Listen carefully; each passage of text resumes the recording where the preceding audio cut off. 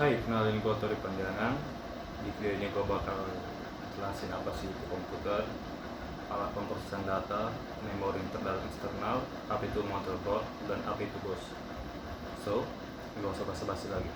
Pertama, komputer. Pasti dari kita sudah gak asing lagi dong dengan namanya komputer. Tapi sekarang nggak tahu kan? Cuma tahu nggak apa itu komputer? Nah, sini biar gue jelasin sedikit tentang komputer. Komputer adalah sebuah perangkat elektronik yang dapat menerima, menyimpan, dan memproses data menurut rangkaian instruksi yang telah ditentukan. Ini bisa melakukan berbagai tugas, mulai dari menghitung angka hingga menjalankan program grafis yang kompleks. Oke, mari kita bayangkan kita lagi berada di panggung besar dengan penonton yang antusias. Nah, jadi komputer itu kayak kawan pintar kita yang bisa ngertiin dan mengelola data sesuai yang kita mau. Jadi, bayangin aja, dia bisa ngitung matematika, menyimpan foto-foto, bahkan main game yang seru. Oke, mari kita bayangkan kita lagi di panggung besar dengan penonton yang antusias. Nah, jadi komputer itu kayak kawan pintar kita yang bisa ngertiin dan mengelola data sesuai yang kita mau. Jadi bayangin aja, dia bisa ngitung matematika, menyimpan foto-foto, bahkan main game yang seru. Jadi, pokoknya komputer itu kayak teman setia kita, bukan seperti teman yang ada saat bangunnya. So, komputer itu yang bisa bantu kita kerja atau hiburan kapan aja deh. So, teman-teman, gunain komputer buat apa aja nih? Wah, komputer juga memiliki evolusi yang antara lain generasi pertama dari 1940-an hingga 1950. Komputer pertama menggunakan tabung hampa udara untuk memproses data, seperti contohnya ENIAC atau ENIAC. Generasi kedua dari tahun 1950-an hingga 1960-an menggunakan transistor sebagai pengganti tabung vakum lebih kecil dan efisien. Komputer semakin dapat diproduksi secara massal, seperti contohnya IBM 1401, GEC, PDP-8. Generasi ketiga dari tahun 1960-an hingga 1970-an menggunakan sirkuit terpadu atau IC yang menginteraksikan ribuan transistor dalam satu chip. Ukuran lebih kecil, fungsi lebih rendah, dan kerja lebih baik. Contoh seperti IBM System 360, DCP-D11. Generasi keempat dari tahun 1970 hingga 1980. Pengenalan mikroprosesor memungkinkan komputer personal atau PC dan mikrokomputer memiliki semikonduktor mulai digunakan. Contoh seperti Apple II, IBM PC, Commodore PET. Dan yang terakhir adalah generasi kelima dari tahun 1980-an hingga sekarang.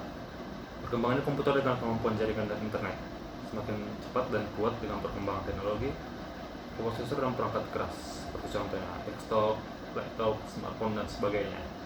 Nah, itu dia dari sekian penjelasan tentang evolusi komputer. Dari teman-teman, siapa sih yang udah pernah berevolusi? Dua, alat pemrosesan data. Mari kita mulai dengan sedikit pengantar sebelum kita bahas tentang alat-alat penting dalam pemrosesan data di dalam komputer.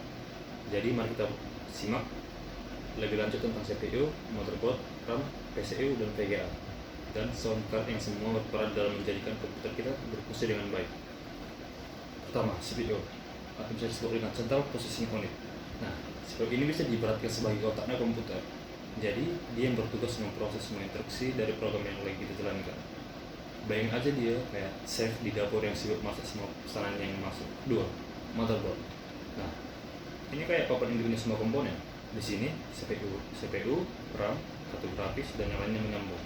Jadi, semua komponen bisa saling mengobrol dan bekerja sama buat bikin komputer kita jalan. Dan yang ketiga, memori RAM atau bisa disebut dengan random access memory. Ini tuh kayak meja sementara buat komputer. Jadi, data dan instruksi yang sedang dipakai simpan di sini semakin besar RAM-nya, semakin banyak juga bisa disimpan di meja ini. Makanya komputer bisa jadi lebih cepat. Keempat, PCU atau Power Supply Unit. PCU ini kayak seperti sumber tenaga buat komputer ya. Dia ngerubah listrik dari stop kontak dari tegangan yang bisa dipakai sama komponen dalam komputer. Jadi tanpa PCU, komputer kita tuh kayak pesawat tanpa bahan bakar. 5. VGA atau bisa disebut dengan Video Graphic Array atau kartografis. Nah, VGA ini kayak seniman visual komputer. Dia yang bikin tabel-tabelan keren di layar. Jadi dia nerjemahin data grafis dari CPU jadi tampilan visual yang kita lihat di monitor. Dan yang terakhir, sound card. Sound card ini kayak DJ-nya komputer. Jadi dia yang bikin suara jadi keluar dari speaker atau handphone. Meskipun sebagian besar motherboard udah punya suara kritik taksis, tapi sound card tambahan bisa bikin suara lebih jernih atau bisa tambah fitur-fitur keren seperti audio surround. Itulah penjelasan singkat tentang beberapa komponen penting dalam komputer kita, dari CPU sebagai otaknya, motherboard sebagai pusatnya, hingga RAM, PCU, VGA, dan sound card membuat semuanya berjalan lancar.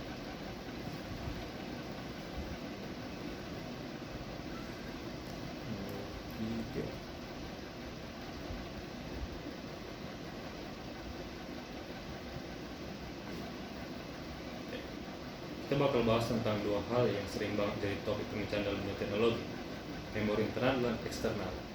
Jadi, apakah kamu pernah bertanya, apa sih sebenarnya perbedaannya dan kenapa keduanya sama-sama penting untuk perangkat elektronikmu? Mari kita bahas lebih lanjut. 1. Memori internal. Memori internal adalah jenis memori yang terpasang langsung di dalam perangkat itu sendiri. Biasanya digunakan untuk menyimpan sistem operasi, aplikasi, dan data pengguna. Kapasitasnya bisa bervariasi tergantung pada perangkat, mulai dari beberapa gigabyte hingga berapa terabyte. Contohnya, pada ponsel cerdas, memori internal digunakan untuk menyimpan aplikasi seperti WhatsApp, Instagram, dan sistem operasi seperti Android atau iOS.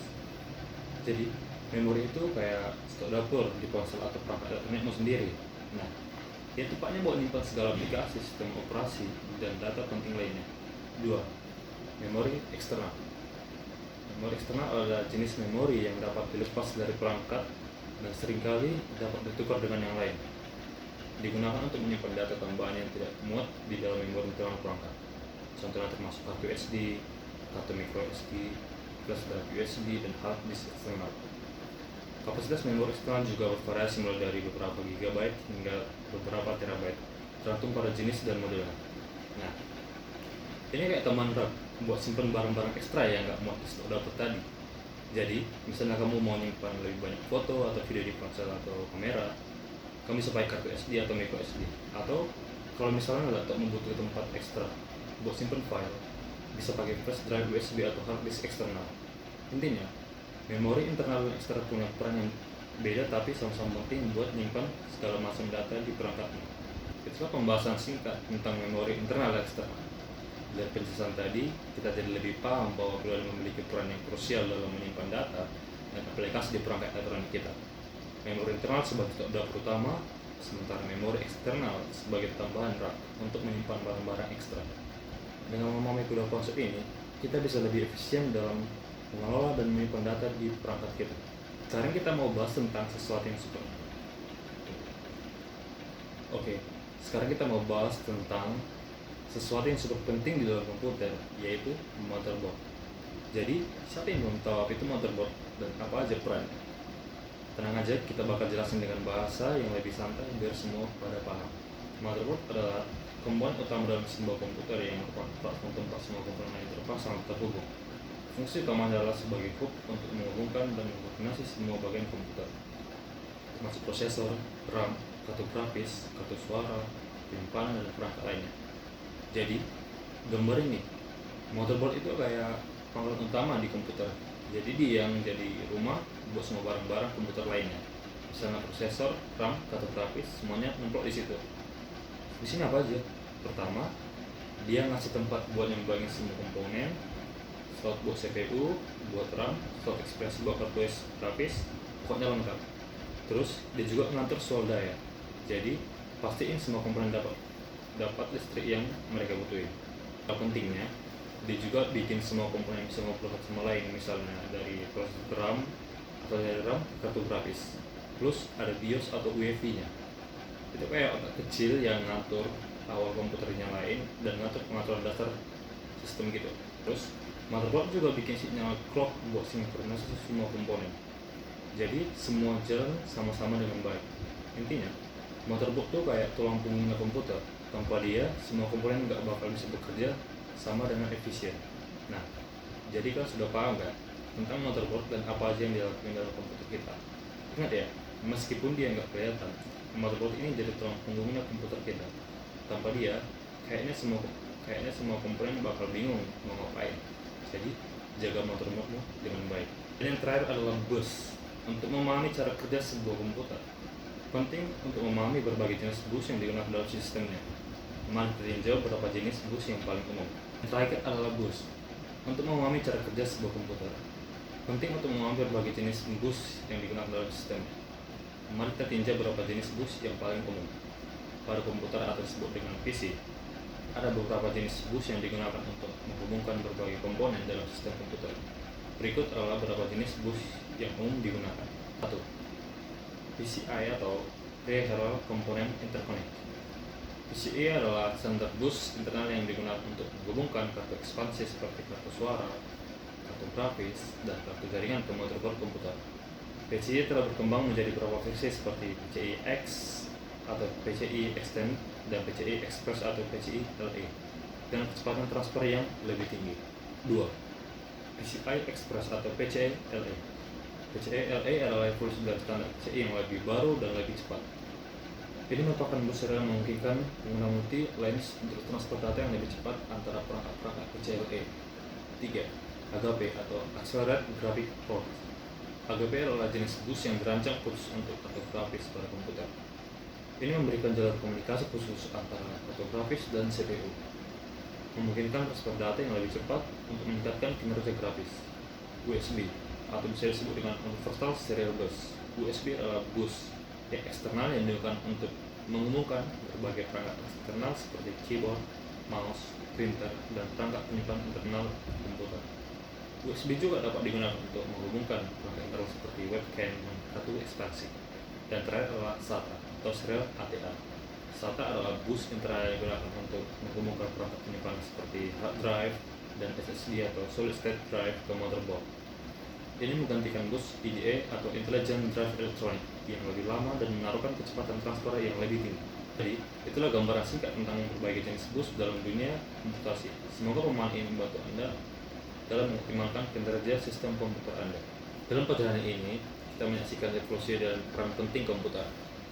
CPU sebagai otaknya, motherboard sebagai pangkalannya, memori sebagai gudang penyimpanan, dan berbagai jenis bus yang menjadi komunikasinya. Kita mengerti setiap komponen memiliki perannya sendiri dalam menjaga kelancaran sistem, dari PCI hingga SATA. Setiap bus menghubungkan komponen-komponen ini dengan presisi. Dan di balik segalanya, kita menyadari bahwa komputer bukan sekadar alat, tapi konsep kita dalam setiap petualangan kita. Dari awal evolusinya hingga kini, kita bersama-sama menjelajahi dunia yang semakin canggih. Terima kasih.